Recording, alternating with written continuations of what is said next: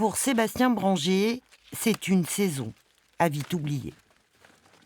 Là, on commence ce qu'on appelle le déraquage, le pré-taillage. Donc on enlève toute la branche fruit qui est autour du fil de fer, qui a participé à la récolte de cette année. La pluie, le mildiou, un été sans soleil, les conditions ont été exécrables. Ce vigneron produit d'ordinaire 55 hectolitres par hectare. Cette année, il n'en a récolté que 8, une perte de rendement de 80%. La pluie, ça a commencé le 18 octobre l'année dernière. Tout l'hiver, on a eu les pieds dans l'eau. Et le printemps, la vigne avait démarré. On observait les premières inflorescences, mais elles sont parties en vrille, ce qu'on appelle le filage.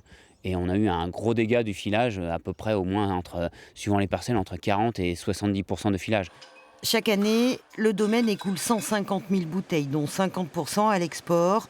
Pour tenir bon, pas d'autre solution que d'écouler les stocks. Sur les ventes, on va pas trop planifier sur 2024, on va plutôt jouer sur nos stocks qu'on a sur 2023 et 2022 qu'on a encore à la vente. Donc on sait que 2024 sera un millésime qui sera très rapide à écouler de toute manière. Donc là on a du stock, c'est ce qui fait un peu notre assurance sur ce millésime-là. Et on va regarder surtout droit vers le millésime 2025. La maigre récolte sera vendue en à peine 6 mois.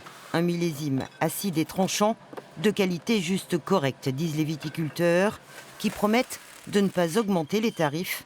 Pour ces producteurs, le muscadet, même bio, doit rester un vin accessible.